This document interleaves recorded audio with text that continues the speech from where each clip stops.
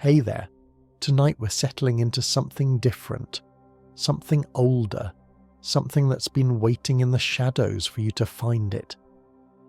We're going to explore the complete story of Dark Souls 2, a tale of kingdoms built on lies, of curses that strip away everything you are, and of an endless cycle that devours gods and mortals alike.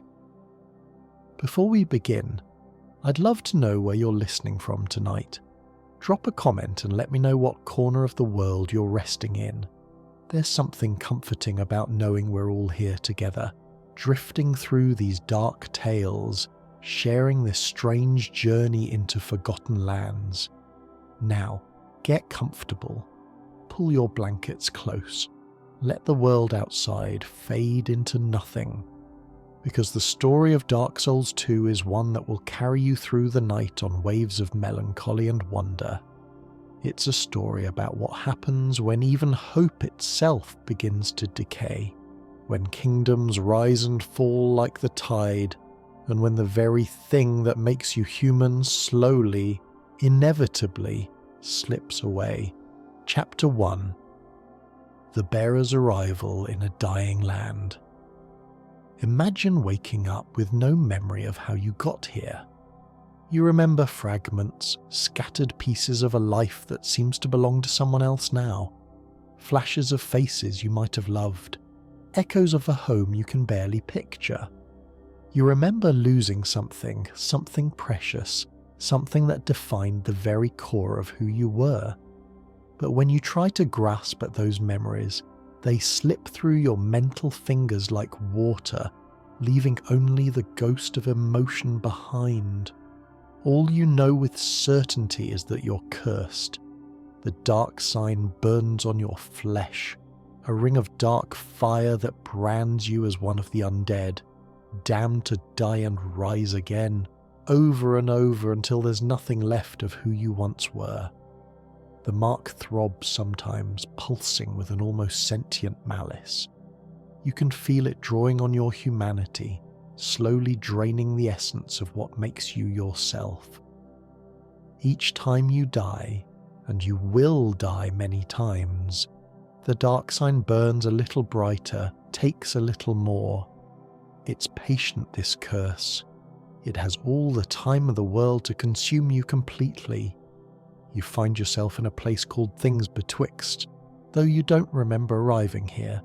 It's a ruined structure perched between worlds, a liminal space that exists in the gap between the realm of the living and the dying land you're about to enter. The stone walls are ancient beyond measure, covered in moss and crumbling into dust. Light filters through in strange ways here, seeming to come from nowhere and everywhere at once, creating shadows that don't quite match the objects that cast them. Old women tend fires in this place, 3 of them, their faces hidden beneath weathered shawls. They call themselves the Firekeepers, though they seem nothing like the Firekeepers of legend. Their voices are hollow when they speak, as if the words are coming from very far away. They've seen countless others like you pass through this place. Thousands upon thousands of cursed undead making this same journey over the centuries. They know what awaits you in Drangleic.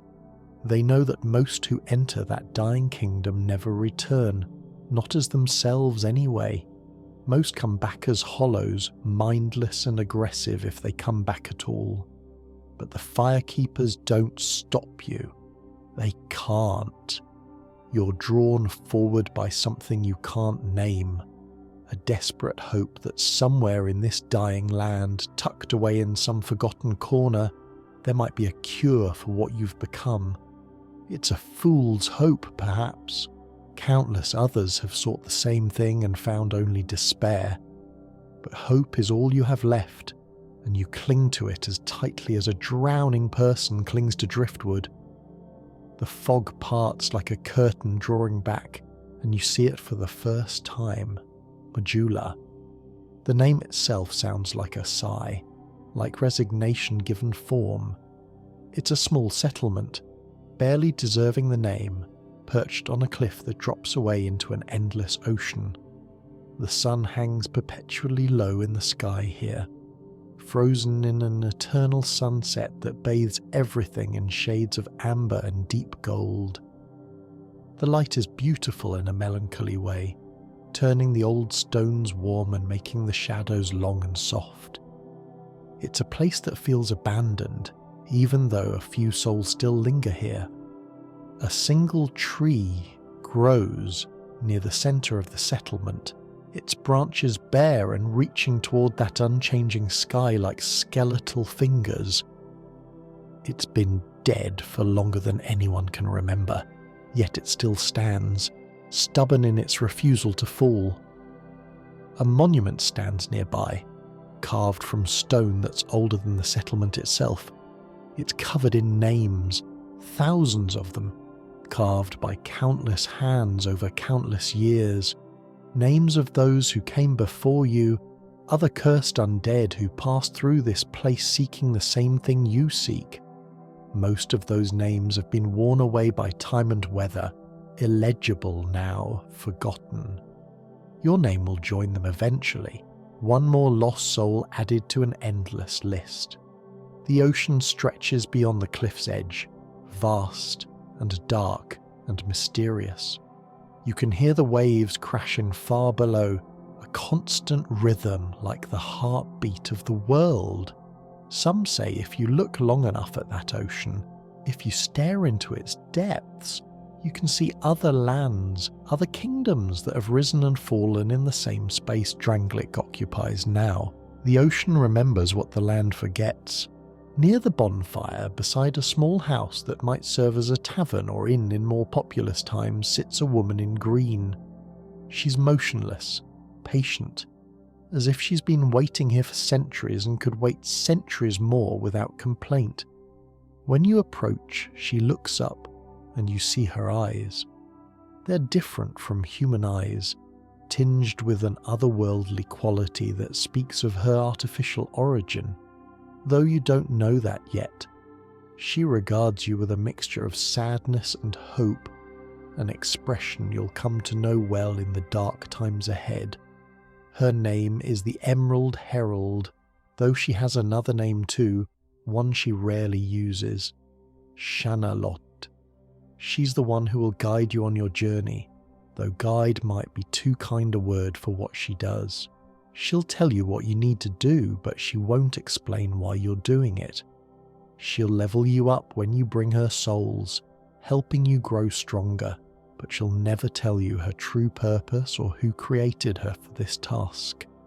Bearer of the curse, she calls you, and in those 3 words you hear both pity for what you're going through and a sense of purpose, as if you're somehow special, somehow different from all the others who came before.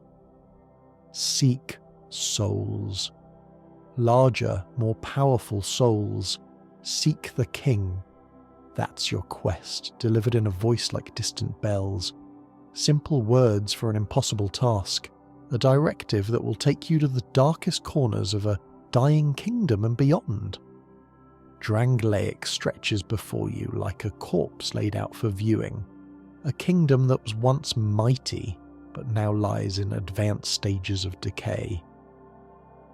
The land itself seems to be rotting from within, as if some fundamental sickness has taken root and spread through every stone and tree. Forests are choked with poison that seeps from the ground, turning vegetation brown and filling the air with a sickly sweet smell of decomposition. Ancient castles crumble into the sea, their stones sliding away bit by bit, claimed by the waves below. The very ground beneath your feet feels unstable, shifting and uncertain, as if reality itself is coming unglued in this cursed place. And everywhere, there are the hollow. They shamble through ruined streets and stand guard in abandoned keeps. Former humans who've lost their minds to the curse, reduced to shambling mockeries of what they once were. They wear the armour they died in, carry the weapons they once wielded with skill and pride.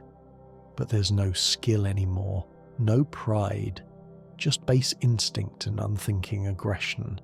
When they see you, they attack immediately, driven by impulses they can't understand or control. Some part of them might remember that they're supposed to fight, that combat is what they do, even if they've long forgotten why.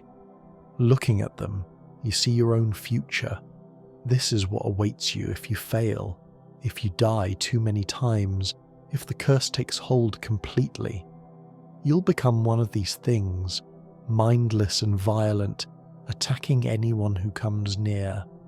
The thought terrifies you more than any monster, more than any boss battle, because you know that somewhere deep inside each of these hollows there might still be a tiny fragment of who they once were, trapped and aware but unable to control their corrupted body, forced to watch as they attack innocent people, unable to scream or beg for help or even die. This is what the curse does. This is the true horror of being undead in Drangleic. Every time you die, you lose a piece of yourself. Your maximum health decreases, a physical manifestation of your depleting humanity. Your body becomes more gaunt and skeletal, the flesh tightening against your bones, your skin turning grey and desiccated. Your movements become slower, more laboured. NPCs who were friendly before start to comment on your appearance, noting with concern or fear that you're looking more hollow. The Emerald Herald's dialogue changes as you hollow more, her tone becoming sadder, more resigned, as she watches yet another soul slowly losing themselves to the curse.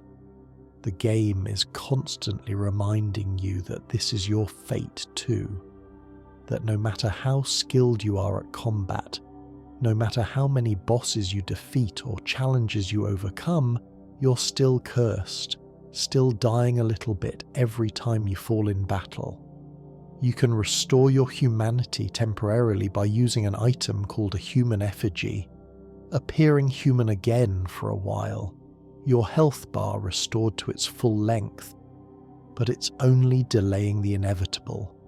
Eventually everyone hollows, everyone loses themselves. That's the nature of the curse. That's what it means to be undead in this dying world. The kingdom of Drangleic wasn't always like this. Once, it was a beacon of civilization, a land of knights and scholars, of grand castles and thriving cities. It was built by a king whose ambition knew no bounds, a king who sought to break the curse of undeath itself. His name was Vendrick, and his story is the heart of everything that's gone wrong in this land. But we're getting ahead of ourselves. To understand what Drangleic has become, we need to understand what it was built upon. We need to go back further, back to the very beginning, to understand the cycle that has repeated itself countless times across countless ages. Chapter 2: The Cycle of Fire and Dark. Long before Drangleic existed, before Vendrick was even a thought in the world's memory, there was another land called Lordran, and legends of its rise and fall echo through the ages. And before Lordran, there was the Age of Ancients, a time of grey fog and everlasting stone dragons, an era so alien to our current existence that it's almost impossible to comprehend. Nothing died in that age because nothing truly lived. There was no concept of life as we understand it. The world existed in a state of perpetual stasis, unchanging and eternal. The everlasting dragons perched on massive arch trees that stretched up through the grey fog, ancient beings that were part of the landscape itself, neither alive nor dead but simply existing forever. It was an age without meaning in a sense. There was no progression, no growth, no change, just endless grey and the silent watch of dragons who had no thoughts, no desires, no purpose beyond existing. It was peaceful, perhaps, but it was the peace of an empty room, the quiet of absolute nothing. And it might have continued that way forever, if not for what came next. But then came fire. The first flame appeared from nothing, or perhaps it had always been there, waiting beneath the grey for its moment to emerge.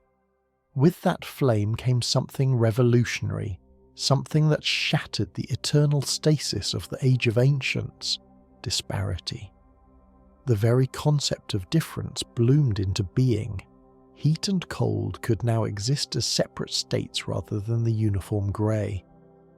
Life and death became distinct possibilities rather than the same eternal nothing. Light and dark split apart, defining themselves against each other. The world began to breathe, to change, to become something dynamic rather than static. In the warm glow of that first flame, 4 beings discovered fragments of its power, souls of immense might that would define the ages to come. Lord Gwyn found the Lord Soul of Light and became the mightiest of all, a god-king whose very presence radiated power and authority. He was lightning given form, strength incarnate. The Witch of Izalith discovered the Life Soul and commanded fire itself, able to create and destroy with equal ease, shaping the world according to her will. Gravlord Nito found the Death Soul and became the first of the dead, the administrator of mortality itself, ruling over all those who would pass from life. And there was a 4th finder, rarely spoken of in the legends, a being so insignificant that history nearly forgot them entirely. The furtive pygmy, they were called when remembered at all, and they found the Dark Soul, the fragment of the first flame that would give birth to all of humanity. The gods used their newfound power to wage war against the dragons, shattering the Age of Ancients and ushering in the Age of Fire. It was a conflict of cosmic proportions, reality itself reforging in the heat of battle. Gwyn's lightning stripped the stone scales from the dragons' bodies. The witch's fire burned them from within. Nito spread death and disease among beings that had never known such things. And in the darkness, the furtive pygmy did something. Their role in the war is unclear, lost to deliberate obscurity. But when the dust settled, the dragons were defeated, their age was ended, and the Age of Fire began. It was meant to be a glorious time, and by all accounts, it was. The gods ruled from their shining city of Anor Londo, dwelling in impossible luxury, served by countless lesser beings. Humans, those creatures born from the fragments of the Dark Soul that the pygmy had split apart and scattered, served as the foundation of this new world, often without realizing their true nature or potential. The sun shone bright, the land prospered, great kingdoms rose and fell at the gods' pleasure. It seemed like it could last forever, an eternal golden age where the victors of the Dragon War would reign supreme until the end of time itself. Those who bore it found that they couldn't die permanently anymore. They would be killed and rise again, over and over, their consciousness forced to persist in bodies that should have been corpses. The undead curse had begun. The gods, investigating this new phenomenon, realized something horrifying and opportunistic at the same time. The curse was connected to the fading of the first flame. As the flame died, the dark soul within humanity began to assert itself, breaking free of whatever bindings had held it dormant during the Age of Fire. But the dark sign prevented that dark from expressing itself fully, instead trapping it within the cursed individual, creating a pressure that would eventually break their mind. The cursed undead would hollow, losing their humanity and sanity, becoming violent and aggressive. But before they hollowed, while they still had their wits about them, they could be used. They could gather souls, and those souls could be used to feed the flame. This created a system, a cycle of exploitation that the gods eagerly embraced. When the first flame began to fade and undead started appearing, the gods would spread a prophecy about a chosen undead, a special cursed individual who was destined to gather the most powerful souls in the land and relink the fire, becoming the next fuel to keep the Age of Fire going. They would send these chosen ones on quests to defeat great beings and claim their souls, all while telling them they were heroes, that they were saving the world. And when the chosen undead had gathered enough power, when they had absorbed enough mighty souls, they would be directed to the kiln of the first flame and encouraged to sacrifice themselves, just as Gwyn had done. This created a cycle that would repeat endlessly. The flame would fade, undead would appear, cursed with the dark sign. One undead, stronger or luckier than the rest, would rise above the others, gathering great souls and overcoming impossible challenges.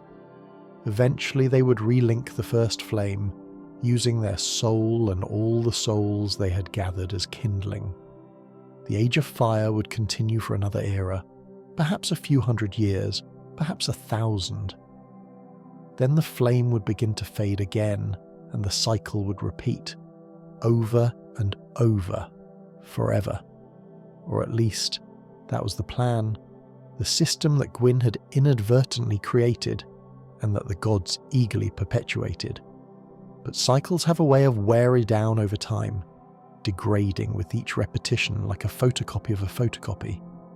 Each time the flame was rekindled, it burned a little less bright than before. Each Age of Fire was shorter than the last. The world itself began to decay, reality becoming unstable, kingdoms rising and falling with increasing speed. The fundamental structure of existence was breaking down not all at once, but gradually, inexorably, the wheels of the machine grinding slower and slower as the parts wore out. And everyone could feel it. The gods in their shrinking heavens, the humans in their fleeting kingdoms, even the undead, cursed, driven half mad by their affliction, could sense that something was fundamentally wrong with the world, that the cycle itself was dying even as it perpetuated itself. Drangleic is not the first kingdom to exist in this place. The Emerald Herald tells you this, though her words are cryptic. Other lands have stood here, kingdoms with different names, ruled by different kings, but all facing the same curse, all part of the same cycle. Olafis was one such kingdom, mentioned by Strayed, a sorcerer who was imprisoned in stone for so long that his entire civilization rose and fell without him. The land you're walking through has seen countless ages, and Drangleic is just the latest, perhaps not even the last. The curse of undeath is inextricably linked to the fading of the fire. As the flame weakens, the dark soul within every human begins to assert itself. Humans are creatures of dark by nature, born from the dark soul that the furtive pygmy discovered. The gods branded this dark as a curse, shackled it with the dark sign because they feared what would happen if humans embraced their true nature. An age of dark, where humanity would rule and the gods would fade into nothing. But the dark sign doesn't eliminate the dark within humans, it just traps it, creating a pressure that builds and builds until the human mind can't contain it anymore. They hollow, becoming empty shells driven by the dark's most base instincts. Understanding this cycle is crucial to understanding what happens in Drangleic. King Vendrick wasn't ignorant of history. He knew about the cycle. He studied it extensively with his brother Aldia. They sought to break free of it, to find a third path that was neither linking the fire nor letting it die. They wanted to cure the curse itself, to free humanity from its shackles. It was a noble goal, perhaps the noblest any king had ever attempted. But noble goals paved with good intentions can lead to the darkest outcomes, especially when manipulated by forces that don't share those noble aims. Chapter 3: The Rise of the Kingdom of Drangleic. Vendrick was not born a king. He was born a man, though the details of his early life are lost to time, scattered like so much else in this world where memory itself seems to decay. What we know is that he rose to power through a combination of martial prowess, strategic brilliance, and an iron will that refused to accept the status quo. He saw the ruins of previous kingdoms, the bones of civilizations that had fallen to the curse, and he dared to believe he could do better. He dared to dream of something that would last, something that could resist the inevitable decay. Building the kingdom of Drangleic from the ruins of whatever came before was no small feat. Vendrick had to unite disparate groups of survivors, people who had given up hope, communities that had retreated into isolated pockets just trying to survive. He had to give them something to believe in, a vision of a better future. And somehow, impossibly, he succeeded. People rallied to his banner. Warriors swore oaths of service. Scholars offered their knowledge. Craftsmen contributed their skills. From scattered survivors hiding in ruins, Vendrick forged a kingdom. He was aided in this monumental task by his older brother Aldia, a brilliant scholar whose intellect was matched only by his ambition. Aldia shared Vendrick's dream of breaking the curse of undeath.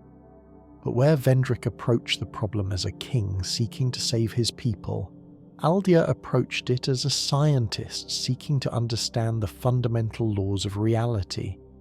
Together, they were formidable, perhaps the most powerful partnership the world had seen since the Age of the Lords.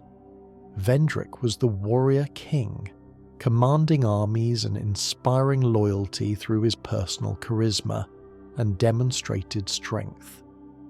Aldia was the thinker, conducting research into the nature of souls and the mechanisms behind the curse, pushing the boundaries of what was considered possible or acceptable in pursuit of knowledge.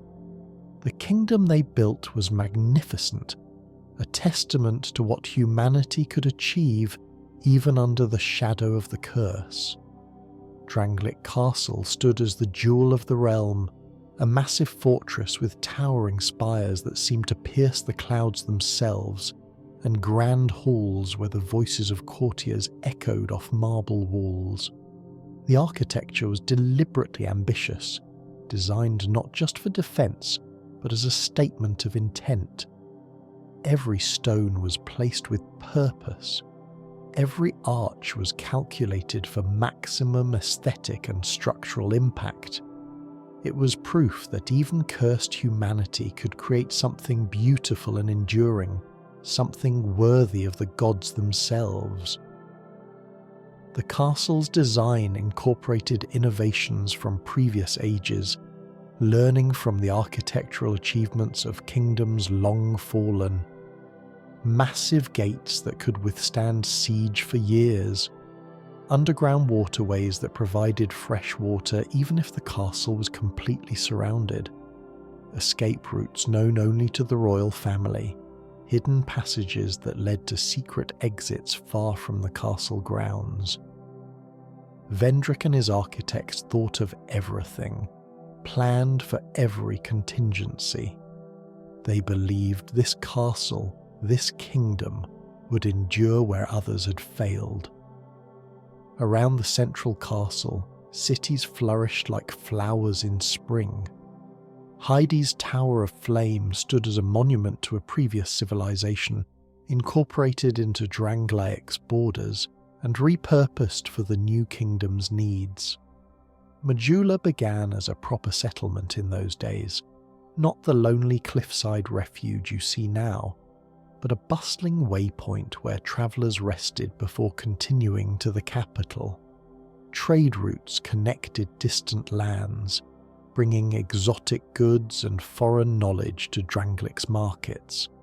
Merchants grew wealthy, artists flourished under royal patronage, philosophers debated in universities funded by the crown. For a time, genuine decades of prosperity, Drangleic thrived in ways that seemed impossible given the curse that still lurked at the edges of society, waiting for the flame to fade enough to reassert itself.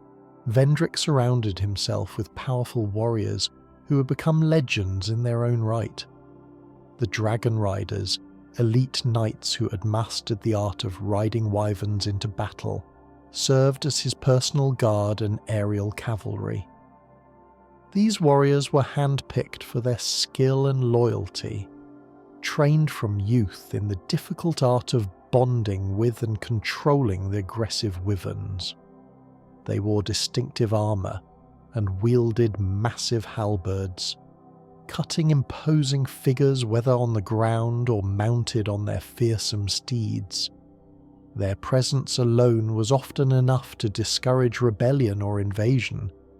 Velstadt, a knight of unshakable loyalty whose devotion to Vendrick bordered on religious fervour, became the king's right hand and closest companion.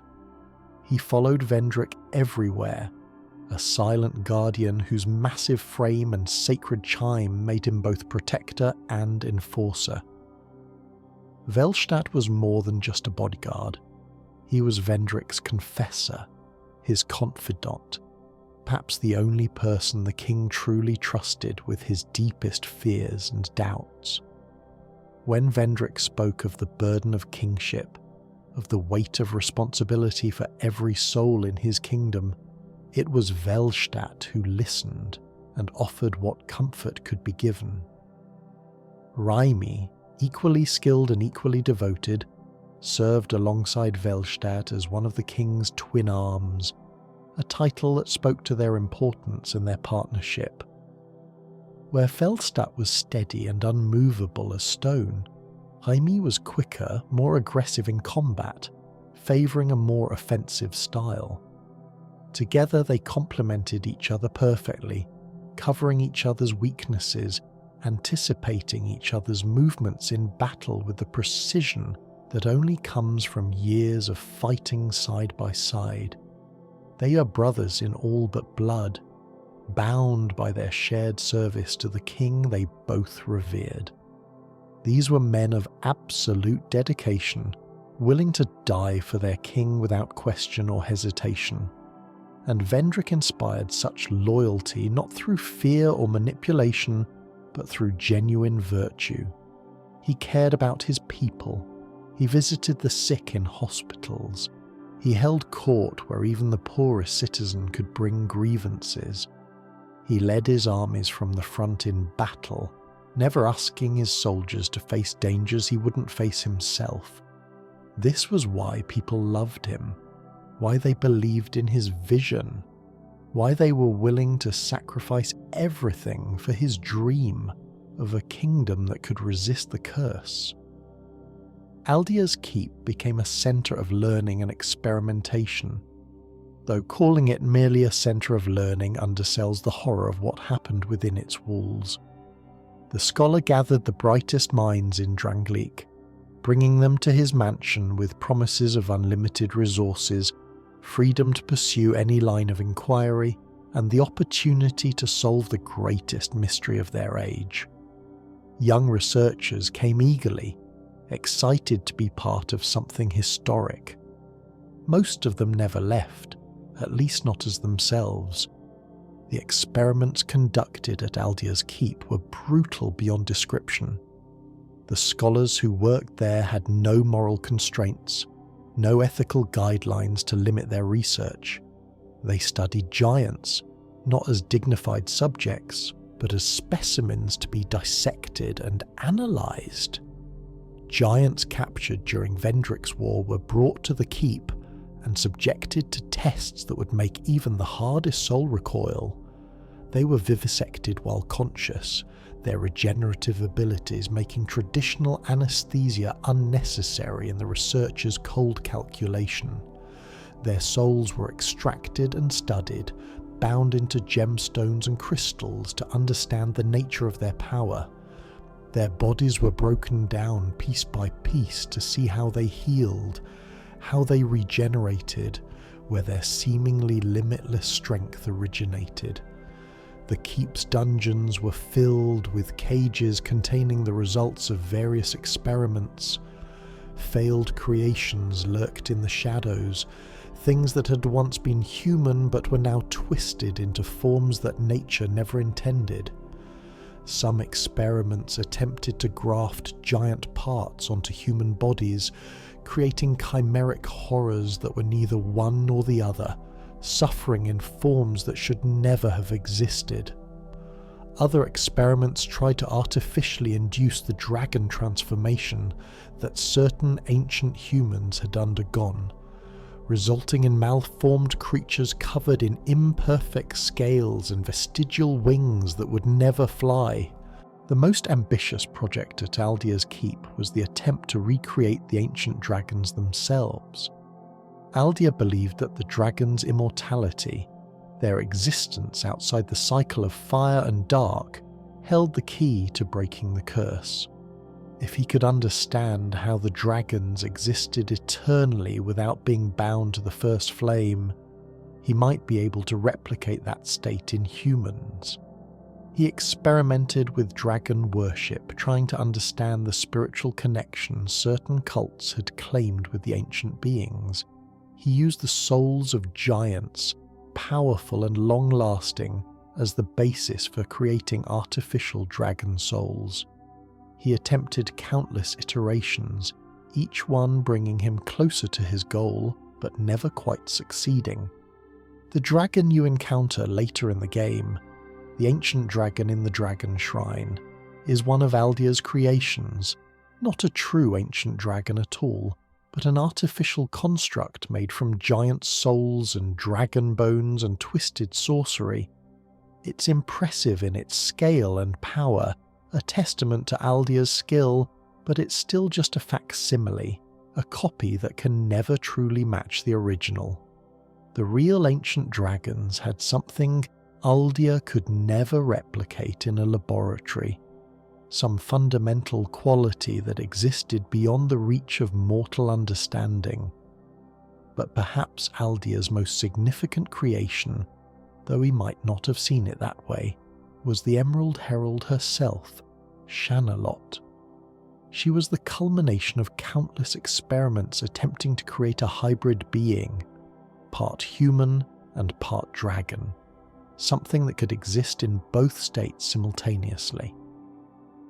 Before Shanalot, there were dozens, perhaps hundreds of failures, bodies that rejected the dragon essence and died screaming, minds that shattered under the transformation, leaving mindless beasts, forms that were too much dragon and not enough human, or vice versa, incomplete abominations that had to be disposed of.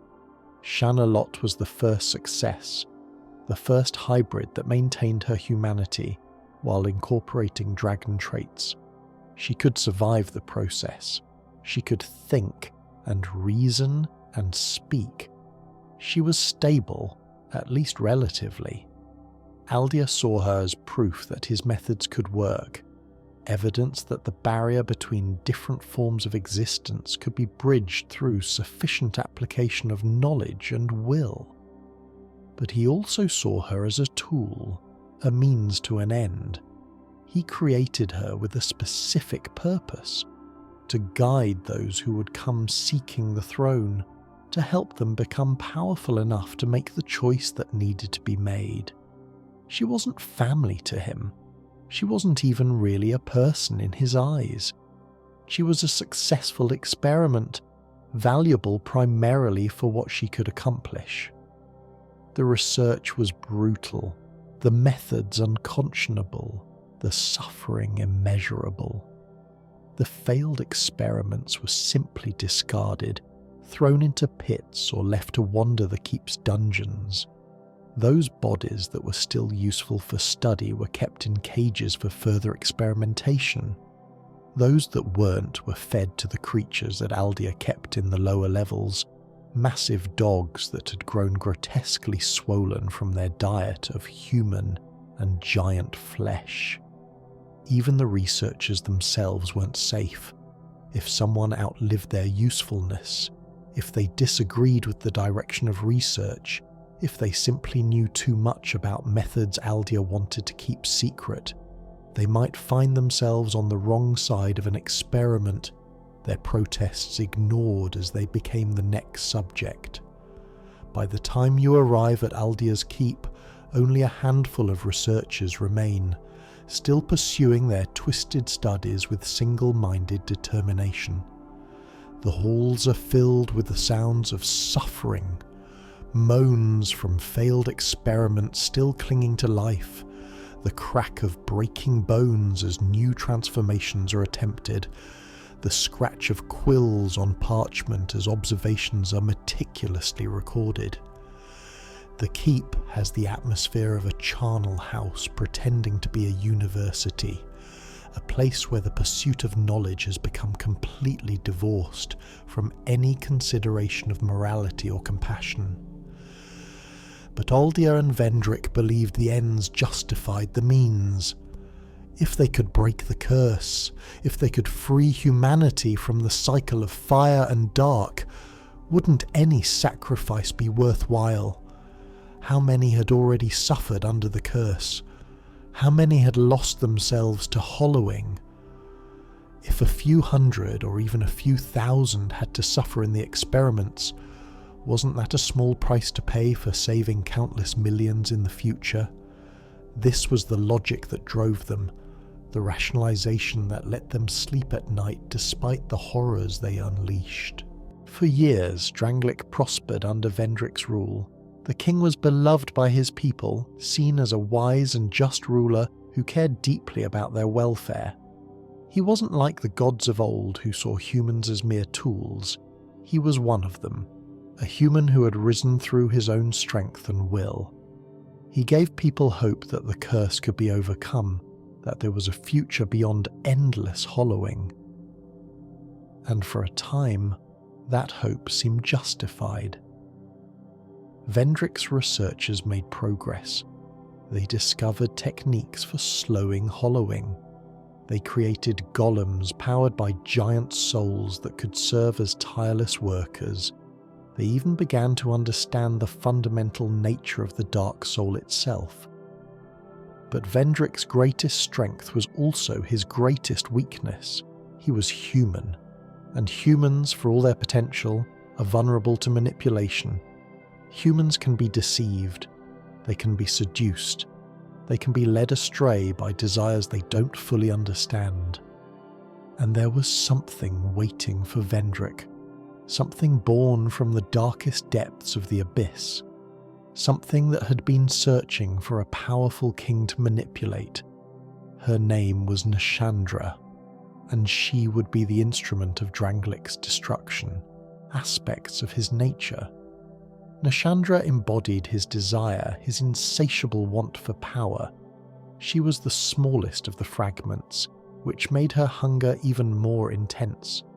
She was pathetic at her core, weak and incomplete, and this drove her to seek strength from others, to attach herself to powerful beings and drain them dry. Nashandra's true form was nothing like the beautiful woman Vendrick saw. She was a towering skeletal creature wreathed in darkness, carrying a scythe that dripped with malice. She could curse those around her with a glance, spread corruption with her mere presence. But she was a master of deception, able to hide her true nature behind an illusion of humanity. Only those with special sight or magical protection could see through the facade to the monster beneath. Vendrick saw only what she wanted him to see, a loving wife who cared deeply about him and his kingdom. Once she had secured her position as queen, Nashandra began to whisper in Vendrick's ear. She told him of a great threat across the sea, a land of giants who possessed incredible power. She warned that these giants would eventually invade Drangleic if something wasn't done. She suggested that a preemptive strike would be wise, that taking their power for Drangleic would ensure the kingdom's security and provide the resources needed to finally break the curse. Vendrick, trusting his queen completely, agreed. The invasion of the giants' homeland was brutal. Vendrick led his armies across the sea and waged war against beings far larger and stronger than his soldiers. The giants were peaceful by nature, having never threatened Drangleic. They were caught off guard by the sudden assault. Many were captured and taken back to Drangleic as prisoners. Vendrick stole something precious from them, an artifact of great power, though what exactly this was remains unclear. Some believe it was a tool for creating golems. Others think it was tied to the giants' souls themselves. Whatever it was, it allowed Drangleic to construct the massive stone golems that now stand throughout the kingdom. Tireless guardians powered by giant souls. The giants did not take this invasion lying down. They retaliated with devastating force. A giant lord led a massive army across the sea to Drangleic, seeking both revenge and the return of what had been stolen. The war that followed raged for generations, destroying much of what Vendrick had built. Cities burned, armies clashed in battles that left thousands dead on both sides. The giants were nearly immortal, able to regenerate from wounds that would kill a human instantly. They were incredibly strong, capable of crushing castles with their bare hands. Drangleic's forces were no match for them in direct combat. The war ground on for years, perhaps decades. Entire generations grew up knowing nothing but war with the giants. The kingdom's resources were depleted fighting an enemy that seemed impossible to defeat. Eventually, through sheer attrition and the sacrifice of countless soldiers, Drangleic managed to drive the giants back. But the victory was Pyrrhic. The kingdom was left in ruins, the population was decimated, the treasury was empty, and as if the war hadn't been punishment enough, the curse of undeath began to spread through Drangleic like a plague. Undead began appearing everywhere. Citizens who died in the war rose again, their humanity slowly draining away. Vendrick tried to contain the spread, establishing places where the cursed could be sent away from the general population. But there were too many. The curse was relentless. And as more and more people hollowed, losing their minds and becoming violent, Drangleic descended into chaos. The glorious kingdom that Vendrick had built was crumbling, and there was nothing he could do to stop it. It was during this time of crisis that Vendrick finally began to suspect the truth about his queen. He investigated her past, searched for information about where she had come from. What he discovered shook him to his core. Nashandra was not human. She was a creature of the abyss, born from the shattered remains of one of the most terrible entities to ever exist. Everything she had told him had been a lie. The war with the giants had been her idea, her manipulation, her way of weakening Drangleic so that she could claim what she truly wanted. The throne of want, the seat of power that would allow her to access the first flame itself. Vendrick realized he'd been a fool. His beloved wife had never loved him.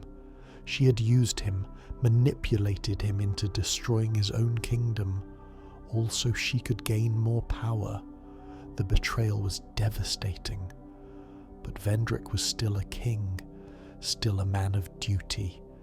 He couldn't allow Nashandra to succeed.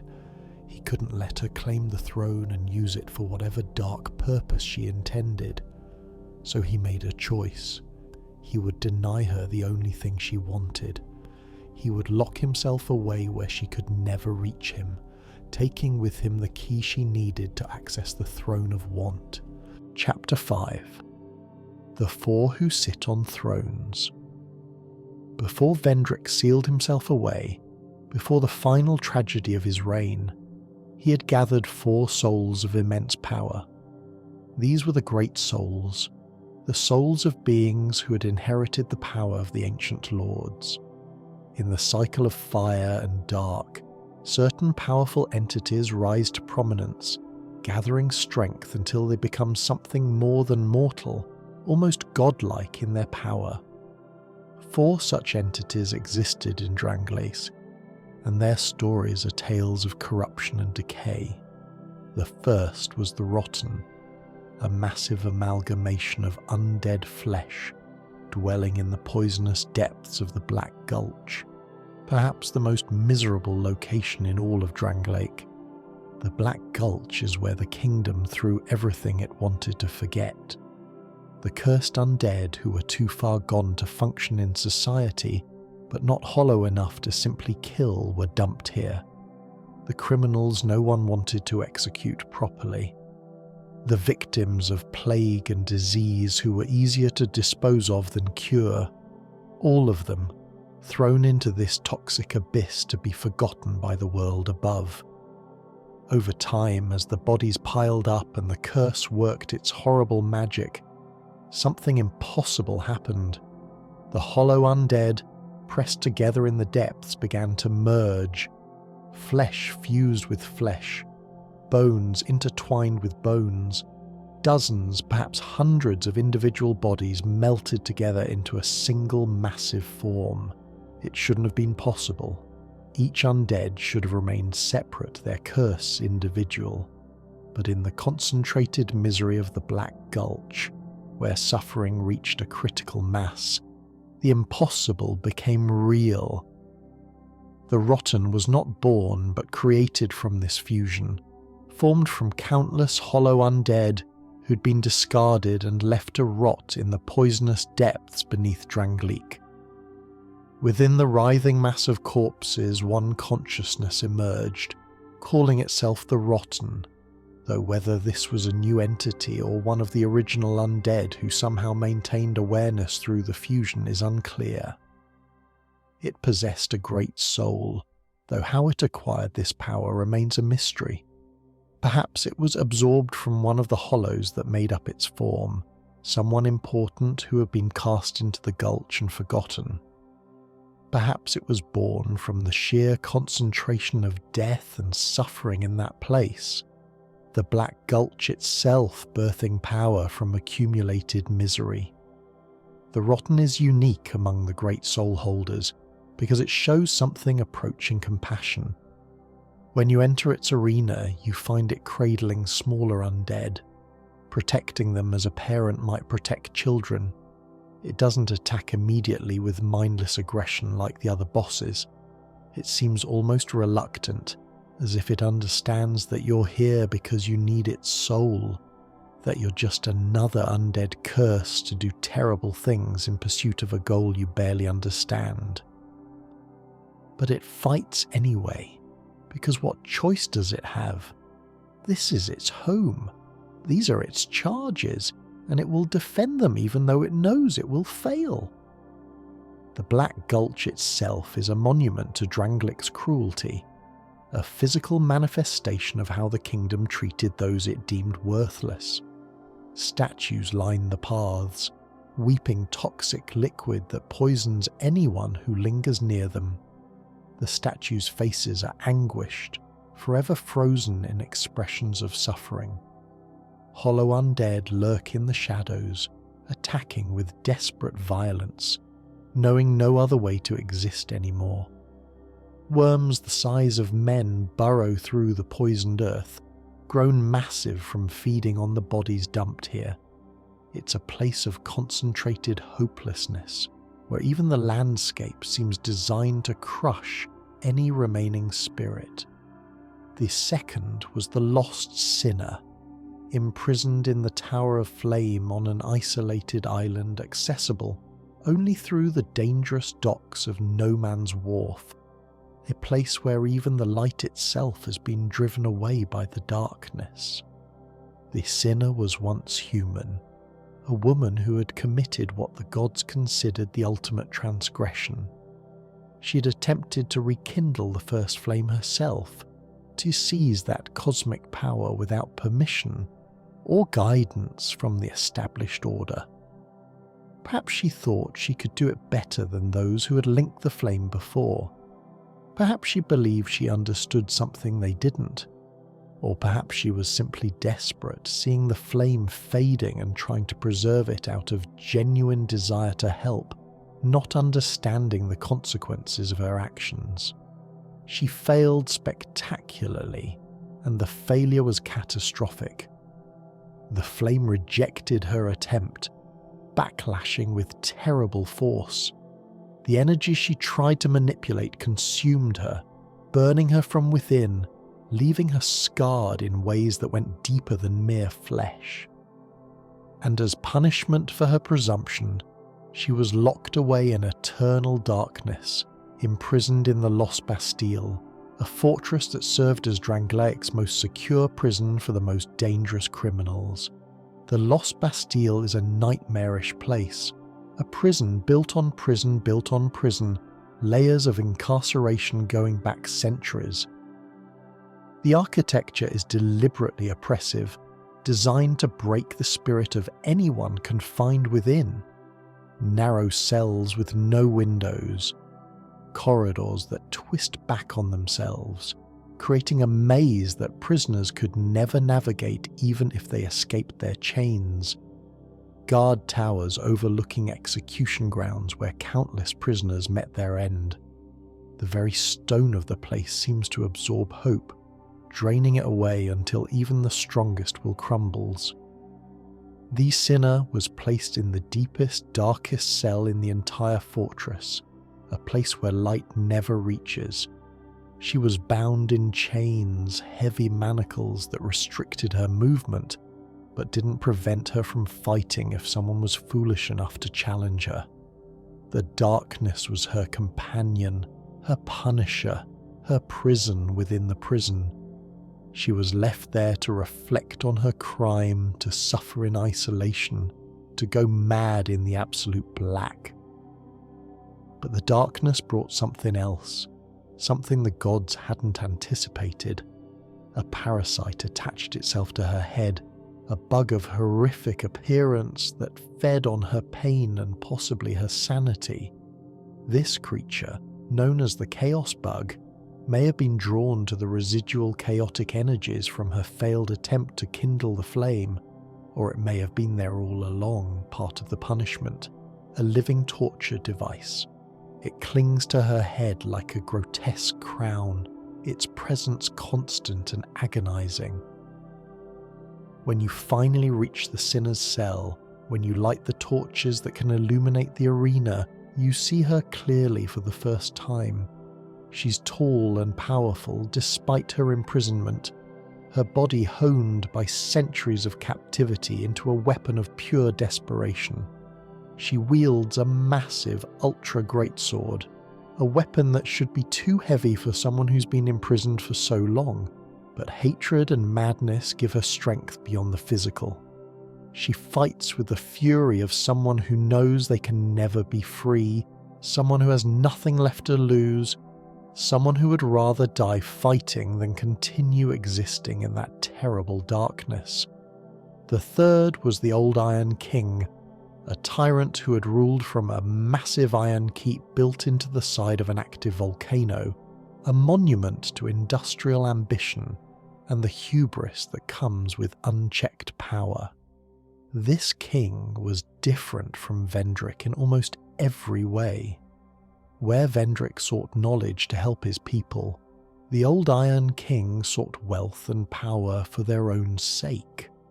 He was obsessed with fire and metal, with the transformation of raw ore into weapons and armor, with the industrial process that could turn the Earth's treasures into tools of war and symbols of status.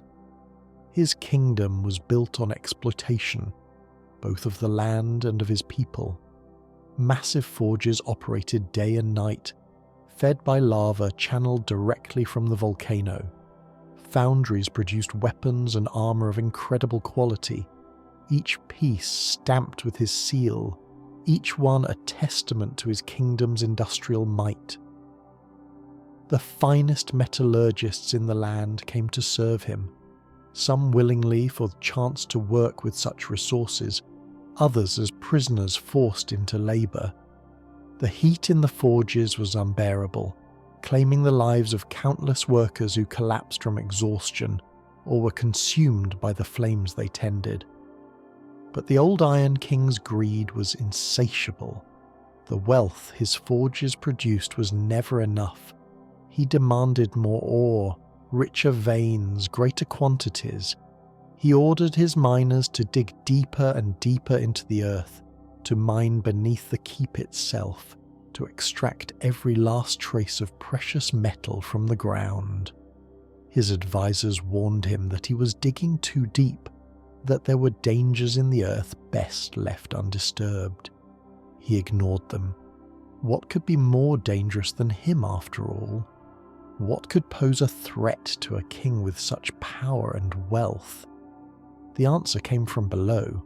Something ancient slept beneath his kingdom, something that predated human civilization, possibly predated the Age of Fire itself.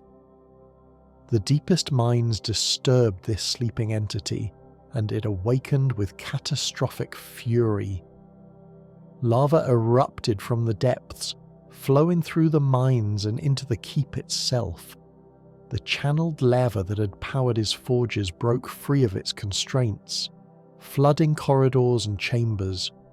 Workers fled, screaming as molten rock consumed entire sections of the fortress.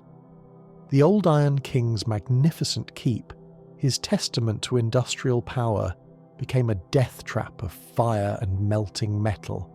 The king himself tried to escape, running through his fortress as it collapsed around him, but he was too slow, or perhaps too weighed down by the treasures he tried to save. He fell into the molten rock, his body plunging into liquid fire. Any normal person would have died instantly, but the old Iron King possessed a great soul, and that power wouldn't let him die so easily. Instead, he melted and reformed, his body fusing with the molten iron and lava, transforming into something that was neither human nor demon, but a grotesque fusion of both. Now he sits on a throne of flame deep within the Iron Keep, in a chamber filled with molten rock and superheated air. His body is a horror, a massive form of burning metal and flesh, still vaguely humanoid but twisted into something monstrous.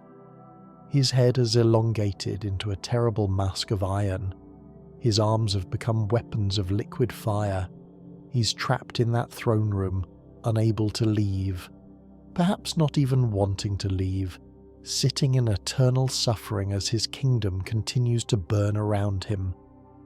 When you fight him, you're not fighting a man anymore. You're fighting the animated rage of a king who destroyed everything he built through his own greed and refusal to heed wisdom.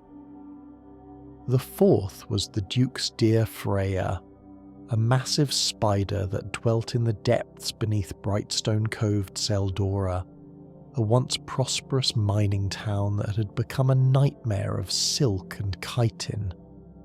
The Duke in question was Duke Seldora, a man who had built his fortune on the rich gemstones found in the mines beneath his estate. His town had been wealthy, comfortable, a place where miners worked hard but were paid well, where the gem trade brought prosperity to everyone, not just the nobility. But Duke Seldora had interests beyond mere wealth. He was fascinated by spiders, obsessed with them in a way that grew more disturbing as time went on. What began as academic interest evolved into something darker. He collected specimens, studied their behaviour, marvelled at their efficiency and lethality. He began to see them not as mere insects but as perfect creatures, evolution refined to its purest form. Where others saw monsters, he saw beauty. Where others felt revulsion, he felt admiration. The Duke wasn't content to simply observe natural spiders. He wanted to improve them, to enhance their already formidable capabilities through magical experimentation. He established a laboratory in the depths beneath his estate and began conducting experiments that would have horrified anyone who knew about them. He used sorcery to make the spiders grow larger, injecting them with energies that forced their bodies to expand beyond their natural limits. He enhanced their venom to make it more potent, more paralyzing. He experimented with their intelligence, trying to create spiders that could think and reason like humans while retaining their predatory instincts. The experiments produced results, though not the ones the Duke intended. The spiders did grow larger, some reaching the size of dogs, others the size of horses. Their venom did become more potent, capable of paralyzing a man with a single drop. But they also became more aggressive, more numerous, harder to control. They began to spread through the mines, establishing nests in the tunnels, spinning webs that caught miners who ventured too deep. Workers started disappearing. Those who returned spoke of massive spiders with eyes that gleamed with unnatural intelligence, creatures that seemed to hunt with purpose rather than mere instinct. Freya was the pinnacle of the Duke's work, a spider the size of a house with 2 heads instead of 1, each head capable of independent thought and action. She possessed magical abilities beyond any normal creature, able to shoot beams of energy and coat herself in protective crystals.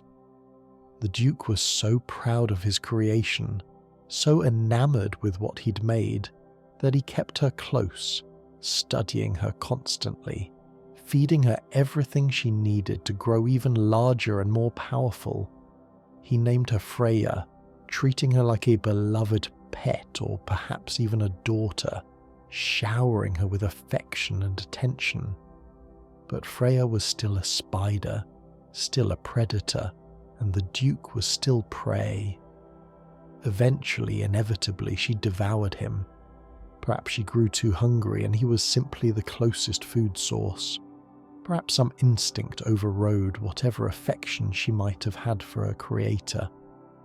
Or perhaps, in some dark way, she understood exactly what she was doing, eliminating the one being who could potentially control her. The Duke became just another meal, just another body to be wrapped in silk and slowly digested over the course of weeks. Freya didn't stop with the Duke. She began hunting throughout Brightstone Cove, her offspring spreading through every building, every tunnel, every forgotten corner. The town's population was either devoured or fled, leaving behind a ghost town filled with webs and crawling with spiders of every size. The miners who had once worked the gemstone veins now hang cocooned in silk throughout the tunnels, some already consumed, others still alive and slowly being dissolved from within. The Duke himself can be found webbed to the wall in Freya's lair, his body mummified, a grotesque reminder of the fate that awaits those who meddle with forces they don't understand. When you descend into the depths to face Freya, you're entering a realm she's made entirely her own. The walls are covered in webs thick enough to block passage. Smaller spiders skitter in the shadows, ready to ambush anyone who shows weakness. Crystal deposits grow from the floor and ceiling, some naturally formed from the mining operations, others created by Freya's magic. And at the centre of it all sits the massive spider herself, her 2 heads watching you with multiple eyes that track your every movement, her body poised to strike with speed that seems impossible for something so large. These four beings, corrupted and monstrous, held the power that the Emerald Herald sends you to claim. She tells you that you need their souls to open the path to Vendrick, to gain the strength necessary to take the throne. So you journey across Drangleic, fighting through poisoned swamps and abandoned fortresses, through volcanic keeps and spider-infested mines, to claim the great souls from these fallen powers. Each victory brings you closer to your goal, but also closer to understanding just how deep the rot in Drangleic goes. The Rotten is a monument to how the kingdom treated its cursed citizens, discarding them like garbage. The Lost Sinner represents the folly of trying to manipulate the First Flame without understanding the consequences. The Old Iron King shows what happens when greed overcomes wisdom, and Freya demonstrates the dangers of treating life as something to be experimented on and reshaped for personal gain. These aren't just bosses to be defeated. They're cautionary tales, warnings about the path Drangleic took and where it led. With the four great souls in hand, you return to the Emerald Herald. She tells you the path is now open. You can proceed to Drangleic Castle and face whatever awaits in the Throne of Want. But first, she says something cryptic. Seek the king. Everyone in Drangleic has been telling you this. Seek the king. Find Vendrick. He's the one with the answers. He's the one who can help you. But when you finally find him, what you discover is perhaps the most heartbreaking revelation in all of Drangleic's tragic story. If you've been enjoying this journey through Dark Souls 2's lore so far, I'd really appreciate it if you could hit that like button. Chapter 6. The Hollow King. Past the castle, through secret passages and past royal guards who have long since hollowed, you find a chamber deep within the undead crypt. This is where the king has hidden himself away. This is where Vendrick, once the mightiest monarch in Drangleic, now spends his days. And what you see when you enter that chamber will stay with you forever. Vendrick is there, but he's not the king everyone spoke of. He's hollow. Completely, utterly hollow. He wanders in a circle around the room, dragging a massive sword behind him, its blade scraping against the stone floor with a sound like a death rattle.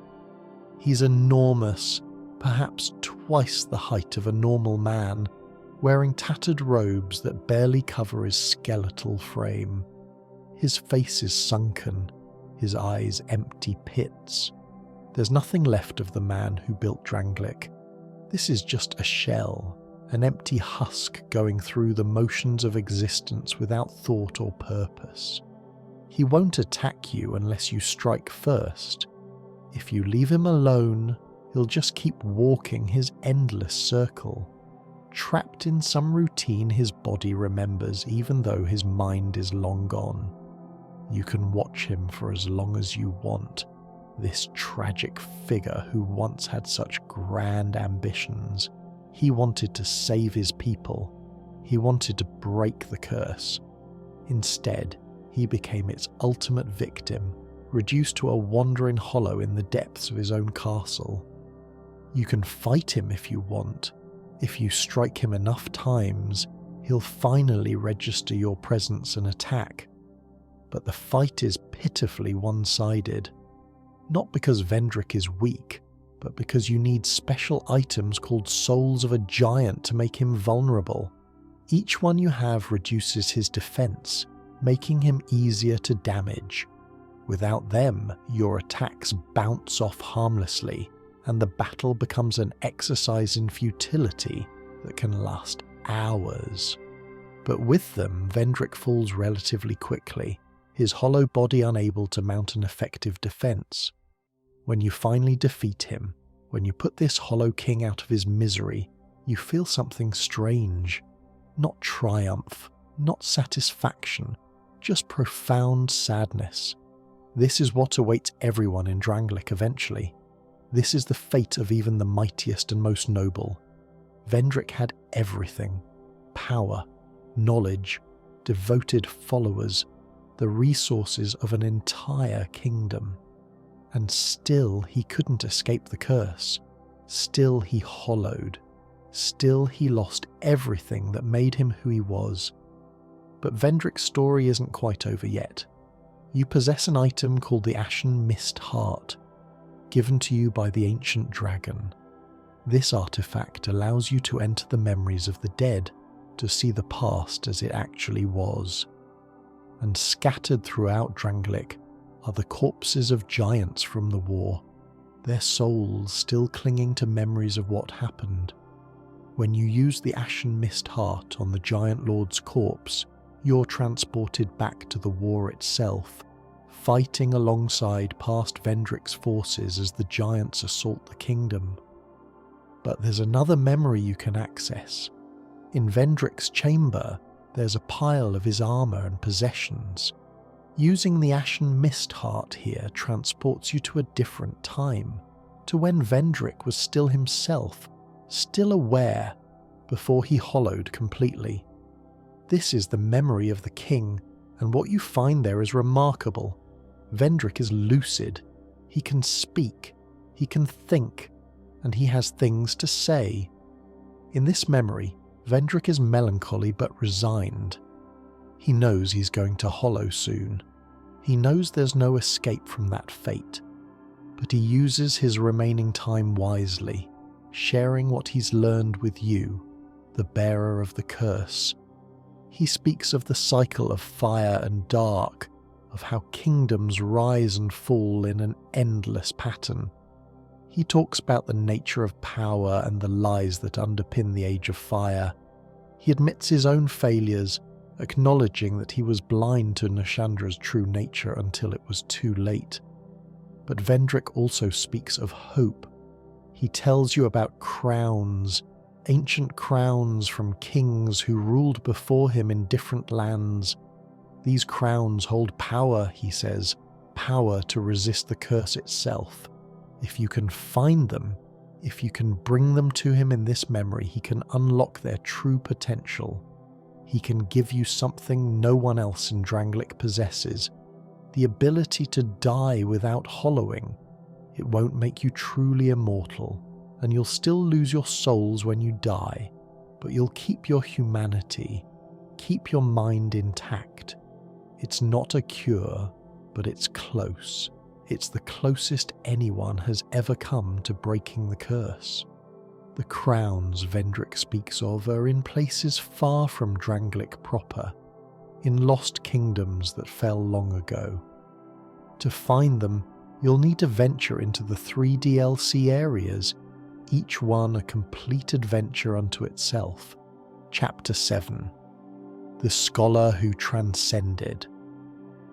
Before we delve into those lost kingdoms and their crowns, we need to talk about Vendrick's brother, Aldia. Throughout your journey, if you've lit all the primal bonfires and met certain conditions, you encounter a strange being who rises from the flames to speak with you. This creature appears to be a massive charred human head, covered in burning branches and fire. A single red orb glows where an eye should be.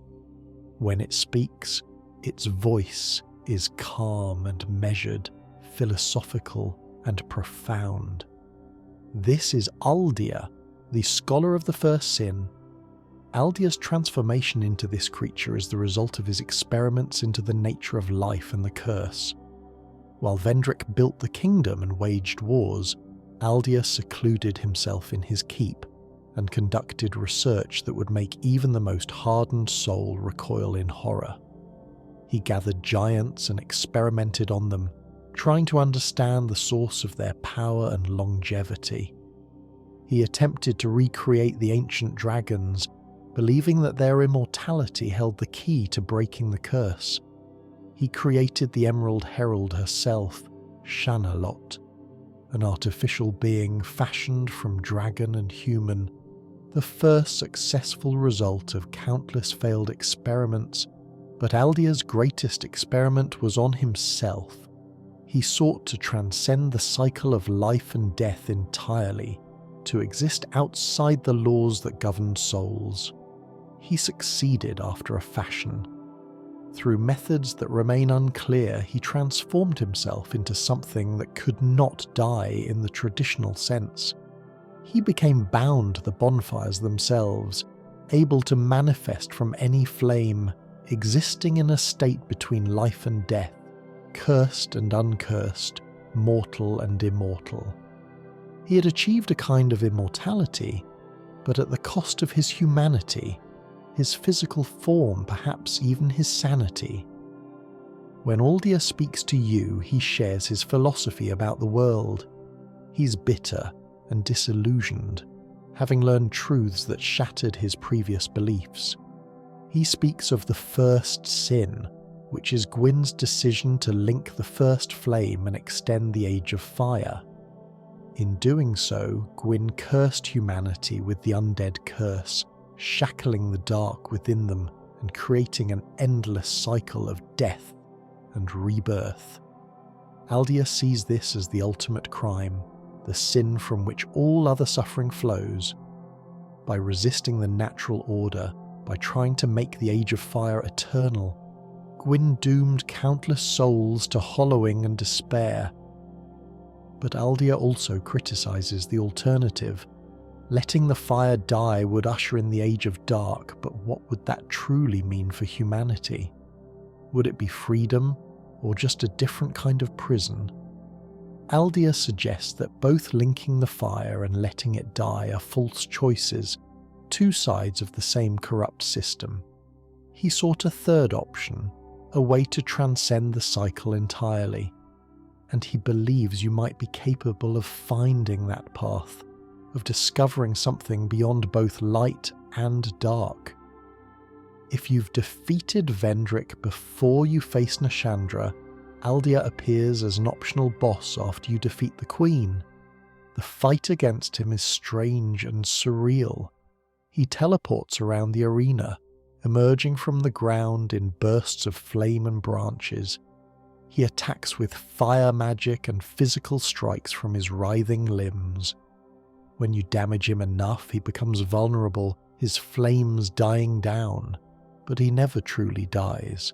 When you defeat him, he simply fades away, dispersing into smoke, promising that he'll return somewhere, sometime, still seeking answers to questions that may have no answers.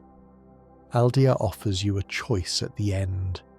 You can sit on the throne of want and potentially link the fire, continuing the cycle. Or you can walk away, refusing to participate in a system you now understand is fundamentally broken. It's not much of a choice, really. Walking away doesn't fix anything. The fire will still fade, someone else will eventually link it or let it die, and the cycle will continue. But at least you won't be complicit. At least you won't be another pawn in a game that's rigged from the start. Aldia's philosophy is nihilistic and bleak, but it's also profoundly honest. He's looked at the fundamental nature of existence in this world and found it wanting. The gods lied. The curse is artificial, imposed by those in power to maintain their control. And every supposed chosen undead who links the fire is just extending a broken system a little longer, postponing an inevitable collapse that gets worse the longer it's delayed. In Aldia's view, the only winning move is not to play. The only real choice is to reject both options and search for something else, even if that search seems hopeless. Chapter 8: The Lost Crowns and the Daughters of the Abyss. The 3 DLC areas for Dark Souls. 2, collectively known as the Lost Crowns trilogy, take you to kingdoms that fell long before Drangleic rose. Each one has its own story of ambition and ruin, and each one is haunted by another fragment of Manus, another daughter of the Abyss seeking to corrupt and destroy. The first is Shulva, the Sanctum City, hidden deep beneath the Black Gulch in enormous caverns. This underground kingdom was built around a sleeping dragon called Sin, constructed by dragon worshippers who revered the creature as a god. They created massive stepped pyramids and complex mechanisms to protect the slumbering dragon from any who might disturb it. The city thrived for centuries in the depths, its people living in harmony with their draconic deity. But another group arrived, cultists who saw Sin not as a god to be worshipped, but as a source of power to be exploited. They attempted to wake the dragon and claim its strength for themselves. They succeeded in waking Sin, but they unleashed a catastrophe. The dragon had been absorbing all the subterranean poisons of the world, containing them within its body. When it awoke, it released centuries of accumulated toxins in a single, cataclysmic burst. The poison spread through Shulva like a plague, killing everyone, corrupting everything. The Sanctum City became a tomb, its people transformed into hollow guardians still trying to protect a dragon that had destroyed them. Ruling over the ruins of Shulva is Elena, the squalid queen, another fragment of Manus. She embodies his wrath and desire for revenge. Where Nashandra represented desire, Elena represents fury at those who wronged her. She had been the queen of Shulva once, but when the poison came, when everything was destroyed, her anger consumed her. She lingers in the ruins, surrounded by the corpses of her people, wielding dark magic and summoning terrible creatures to destroy anyone who enters her domain. The second crown is in Broom Tower, accessed through the primal bonfire in the old Iron Keep. This tower once belonged to a different Iron King, one who ruled before the old Iron King you defeated earlier. This ancient kingdom was built around a massive tower that stretched toward the sky, powered by advanced technology and sorcery. The king here was cruel and paranoid, surrounding himself with deadly contraptions and powerful guardians, but his cruelty drove his most trusted knight to betray him. Raimi, the same knight who once served Vendrick as one of his twin arms, had fled Drangleic after a conflict with Velstadt and ended up here, in Broom Tower. He became the Fume Knight, serving a different mistress, Nadalia, the Bride of Ash, yet another fragment of Manus. Nadalia embodied loneliness and solitude, the desperate need for companionship that can drive people to terrible acts. She'd come to Broom Tower seeking a king to serve, but she arrived too late. The king she sought was already dead, his throne empty. So she scattered her essence throughout the tower, splitting herself into fragments that corrupted the very structure of the place. Raim found these fragments and devoted himself to collecting them, to serving this queen of ash and loneliness. He became her knight in a kingdom of the dead, defending her memory from all who would disturb it. When you fight him, he's one of the most formidable opponents in all of Dark Souls 2, wielding two massive swords and attacking with relentless aggression. Defeating him and collecting all of Nadalia's fragments reveals the tragedy of her existence. A daughter of the Abyss who wanted nothing more than to belong to someone, to be loved and accepted, but who arrived too late and scattered herself across an empty tower, waiting for a king who would never come. The third and final crown is in Ilium Lois, the frozen city, accessed through the Shrine of Winter. This was perhaps the most magnificent of the Lost Kingdoms, a city built in the far north where ice and snow reign eternal. The architecture here is breathtaking, with towering walls and elegant structures that gleam like crystal. It was ruled by the Ivory King, who by all accounts was a truly noble ruler, perhaps the only genuinely good king in all these stories. The Ivory King discovered that beneath his city lay a terrible chaos, a burning hellscape that threatened to consume everything. Rather than flee or try to hide from this threat, he chose to confront it. He gathered his most loyal knights and led them into the chaos flame itself, sealing the way behind them to protect his kingdom. He sacrificed himself and his knights to contain the chaos, knowing they would likely be consumed and corrupted by it. His queen was Alsana, the silent oracle, the last fragment of Manus, embodying his fear and dread. But unlike her sisters, Alsana was different. She had come to Elium Lois intending to corrupt the Ivory King as Nashandra had corrupted Vendrick. But the king's virtue and kindness changed her. She fell genuinely in love with him, not as a means to manipulate him, but as a true emotional connection. When he sacrificed himself to seal the chaos, she was devastated. She remained in the frozen city, mourning her lost love, trying to hold back the chaos flame that constantly threatened to break free and consume everything. When you arrive in Elium Lois, Alsana asks for your help. She needs you to venture into the chaos flame and rescue the Ivory King's knights, the Lois knights who went into the fire with him. You descend into the hellscape beneath the city and fight through hordes of burning knights, finding the crystallized souls of the Lois knights and freeing them. With enough knights freed, you can finally confront the source of the chaos, the burnt Ivory King himself, transformed into a burning wraith by the very fire he sought to contain. The fight against the burnt Ivory King is epic and tragic. He's still trying to contain the chaos even in his corrupted state, but he's also being controlled by it, forced to attack you.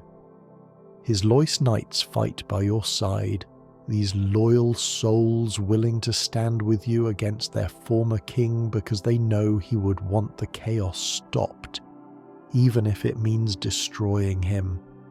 When you finally defeat him, there's a sense that you've freed him from a terrible fate, allowed him to finally rest after centuries of suffering in the flames.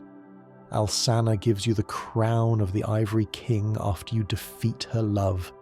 She thanks you for freeing him, for ending his torment.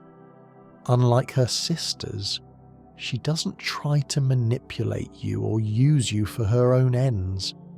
She's sad, resigned to being alone again, but she's also at peace knowing the Ivory King is finally free. It's the closest thing to a happy ending in Dark Souls 2, though it's still achingly melancholy.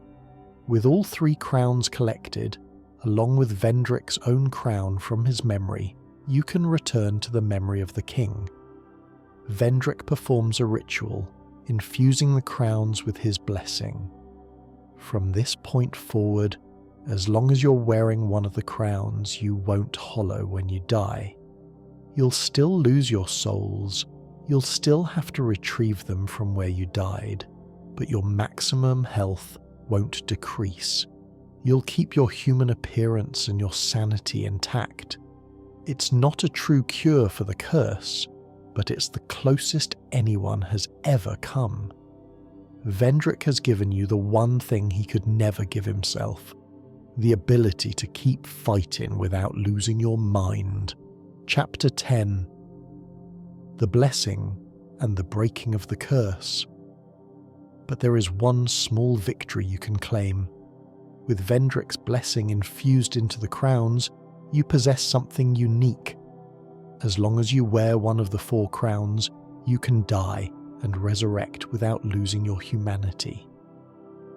This might not sound like much, but in the context of Dark Souls 2, it's revolutionary. Every other character in this world, from the lowliest hollow to the mightiest king, is subject to the hollowing process. death chips away at their humanity until there's nothing left. But you, with this blessing, are immune. It's a small mercy in a world of overwhelming cruelty. It doesn't make you invincible. It doesn't prevent death. You'll still lose your souls when you die. You'll still have to recover them from your corpse, but you'll keep your mind intact. You'll keep your sense of self. In a world where the greatest fear is losing yourself to the curse, where becoming hollow is considered a fate worse than death, this blessing is precious beyond measure. Vendrick achieved in the end what he sought throughout his entire reign. He found a way to resist the curse, to allow someone to maintain their humanity despite dying over and over. He couldn't save himself. By the time he discovered this knowledge, it was too late for him. He'd already hollowed, already lost himself to the curse. But he could pass this knowledge on to you, the bearer of the curse, someone who might be able to use it to find answers he never could. This is perhaps the most poignant aspect of Vendrick's tragedy. He succeeded in his goal, but he never got to enjoy the fruits of that success. He gave you the ability to resist hollowing, but he couldn't use it himself. He's still hollow, still wandering in circles in the undead crypt, or dead if you chose to end his suffering. His kingdom still fell. His queen still betrayed him. All his efforts, all his research, all the horrible experiments conducted in his name, they led to this one small victory that came too late to save him or anyone he cared about. But maybe that's enough. Maybe that's all anyone can hope for in Dark Souls 2, to suffer and struggle and achieve one small thing that might help someone else, even if it doesn't help you. Vendrick's blessing won't break the cycle. It won't stop the first flame from fading. It won't prevent other kingdoms from rising and falling. But it gives you the ability to face those challenges without losing yourself. It gives you the strength to keep trying, keep fighting, keep searching for answers, even in a world that seems designed to crush all hope. The blessing is limited in one crucial way. It doesn't carry over to New Game Plus. When you start a new cycle, you have to collect all 4 crowns again and return to Vendrick's memory to receive the blessing anew. This mechanical limitation also works thematically. Even this small victory against the curse is temporary, subject to the same cyclical nature that governs everything else in this world.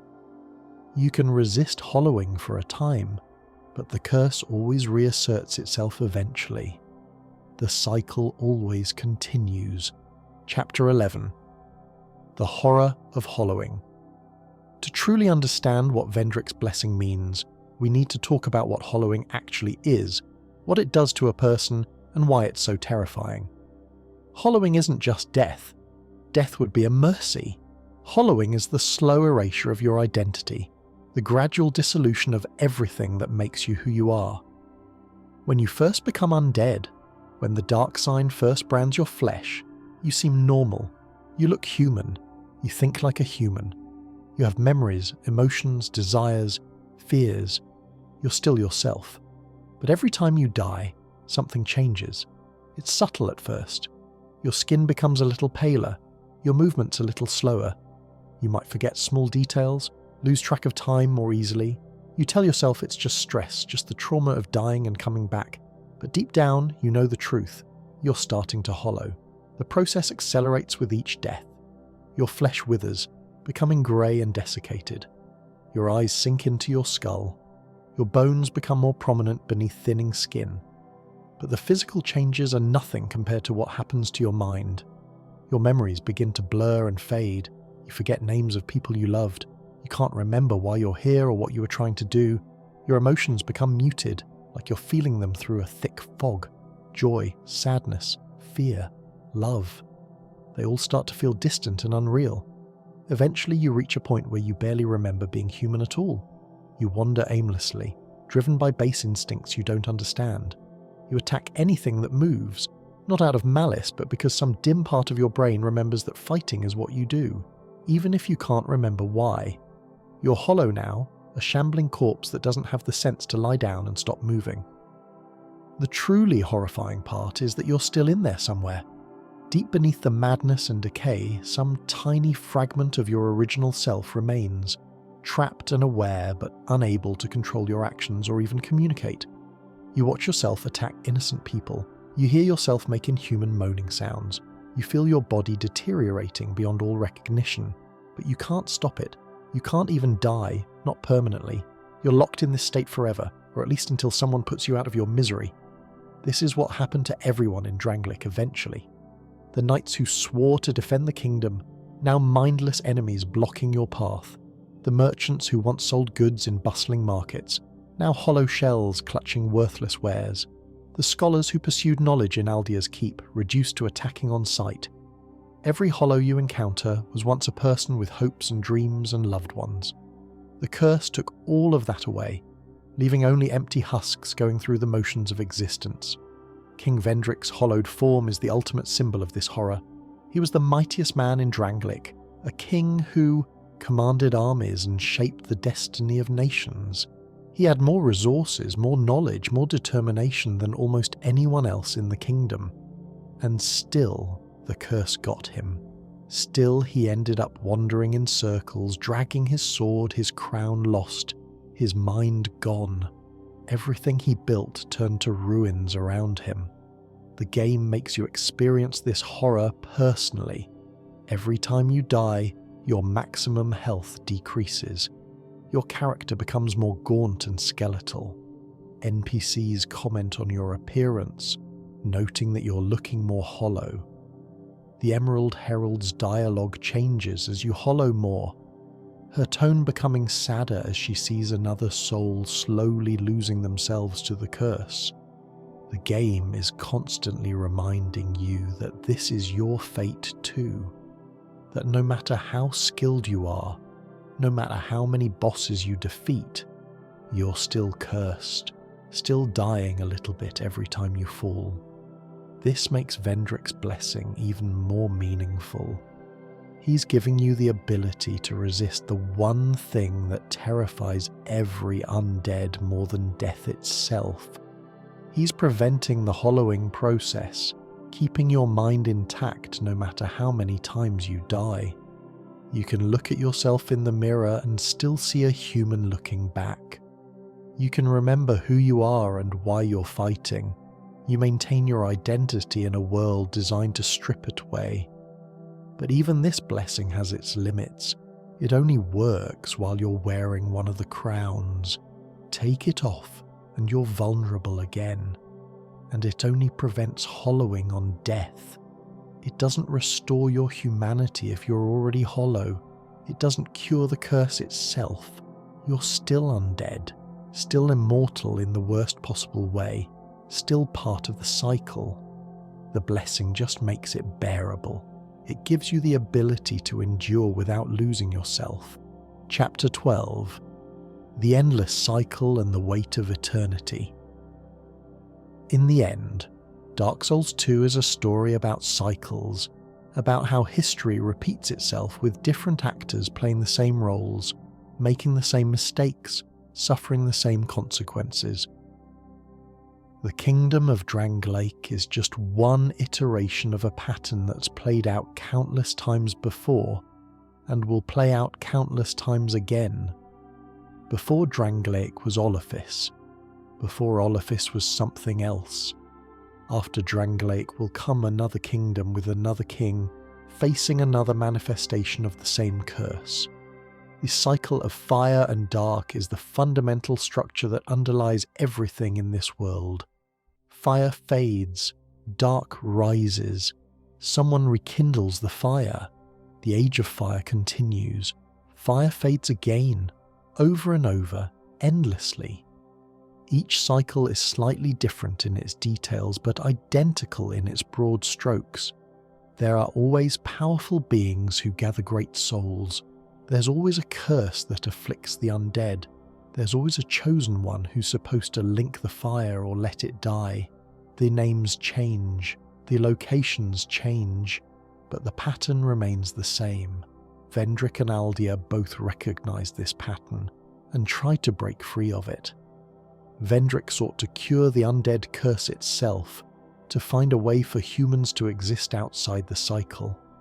Aldia went even further, attempting to transcend the entire system of life and death, light and dark. They both failed in their primary goals, but they succeeded in understanding something fundamental, that the cycle itself is the problem, not any particular iteration of it. Gwyn's decision to link the first flame, the first sin that Aldia speaks of, created this cycle. Before that moment, there was just the natural progression from the age of fire to the age of dark. Fire would burn bright, then fade, then darkness would reign, and perhaps eventually fire would return naturally. But Gwyn forced the fire to keep burning by sacrificing himself to it. This created a precedent, a pattern that others would follow. Now every time the fire fades, someone has to sacrifice themselves to keep it going. The natural cycle of fire and dark has been replaced with an artificial one maintained by constant sacrifice. But even knowing this, even understanding that the cycle is artificial and harmful, what can you do about it? Vendrick couldn't break it. Aldia couldn't escape it. You, the bearer of the curse, are just one more soul caught in the same trap. You can refuse to link the fire, but that doesn't destroy the cycle, it just means someone else will eventually do it. You can walk away from the throne of want, but other thrones exist in other kingdoms, and other undead will sit on them. The cycle is bigger than any individual, more pervasive than any one kingdom or era. This is the true horror of Dark Souls 2. Not the monsters you fight or the bosses that kill you repeatedly. The real horror is the realization that nothing you do ultimately matters. The curse will continue, the cycle will persist. Kingdoms will rise and fall. No matter how hard you struggle, no matter how many victories you achieve, the fundamental nature of this world remains unchanged. You're trapped in a system designed to perpetuate itself forever, and there's no way out. Yet despite this bleakness, despite the apparent futility of everything, there's something almost beautiful about the struggle itself. Vendrick kept trying to find a cure even when it seemed hopeless. Aldia kept searching for a third path even when he knew it might not exist. The Ivory King sacrificed himself to contain the chaos even though he knew it would corrupt him. These acts of defiance, these refusals to give in to despair even when despair is the most logical response, they have a nobility to them. Maybe that's the point. Maybe in a world where nothing you do can fix the fundamental problems, where the cycle continues regardless of your choices, the only thing that matters is how you respond to that reality. You can hollow, giving in to the curse and losing yourself. You can accept your role in the cycle, linking the fire or letting it die according to the script that's been written for countless others. Or you can do what Vendrick did, what Aldia did, what you can choose to do with the blessing of the crowns. You can keep fighting, keep searching, keep trying to find a better way, even if you know you'll probably fail. The bearer of the curse, your character in Dark Souls 2, is given more agency than the chosen undead of the first game. You're not just following a predetermined path, you can choose to walk away from the throne of want. You can reject both options presented to you. You can wear the blessed crowns and maintain your humanity despite dying countless times. These choices don't break the cycle, but they prove that you're not completely powerless. You can make decisions, you can resist, you can maintain your identity in a world designed to erase it. This is why Vendrick's final gift to you is so significant. He's not giving you the power to save the world or break the curse entirely. He's giving you the ability to stay yourself while you search for answers. He's providing the tools you need to keep trying without losing your mind in the process. It's a small thing in the grand scheme of an endless cycle, but is also everything. Because in a world where everyone eventually loses themselves to hollowing, the ability to remain who you are is the most precious gift anyone can give. As we reach the end of this journey through the lore of Dark Souls 2, we're left with more questions than answers. Is there a true way to break the cycle? Can anyone ever escape the curse completely? What lies beyond both light and dark in that mysterious third path Aldia speaks of? We don't know. The game doesn't tell us. Maybe there are no answers. Maybe the cycle truly is eternal, and all we can do is make our peace with that reality. But maybe that's okay. Maybe the search for answers is more important than finding them. Maybe maintaining hope in the face of overwhelming bleakness is itself a form of victory. Maybe choosing to be kind, to help others, to keep trying even when it seems futile, maybe that's enough. Not enough to change the world, perhaps, but enough to make your existence in it meaningful. The story of Dark Souls 2 is ultimately about endurance. Not the flashy heroism of slaying gods or saving the world, but the quiet determination to keep going when everything seems hopeless. It's about finding small moments of beauty in a dying world, fleeting connections with other souls who are also struggling against the dark.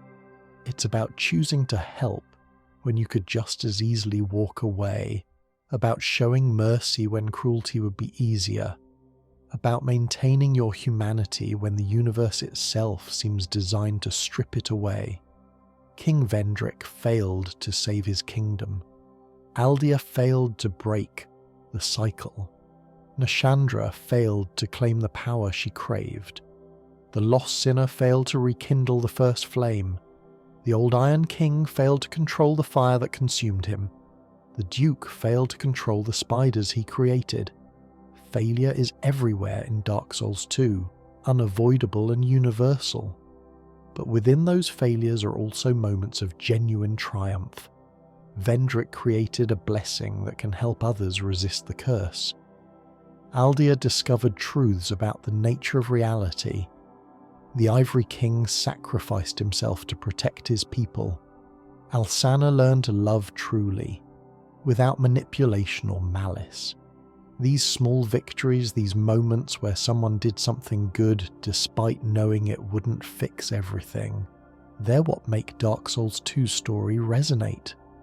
Because that's life, isn't it? We're all struggling against forces beyond our control, dealing with problems we didn't create, trying to make the best of situations that seem designed to break us. We can't fix everything. We can't save everyone. But we can choose how we respond. We can choose to keep our humanity, to show compassion, to help where we can, to endure with dignity, even when endurance is all we have left. If this story has kept you company tonight, if you found some measure of comfort or fascination in this tale of fallen kingdoms and endless cycles, I'd appreciate it if you hit that like button and consider subscribing to the channel. There are so many more stories to tell, so many more dark corners of gaming lore to explore together. Thank you for joining me on this journey through Drangleic. May you rest well, and may you keep your humanity, whatever that means for you. Good night, bearer of the curse. May you find your own path, your own answers, your own small victories in the face of overwhelming darkness. And remember, even in the deepest dark, even when all seems lost, even when you're one death away from hollowing completely, There's still a choice. There's still a chance. There's still hope, however faint. Don't you dare go hollow.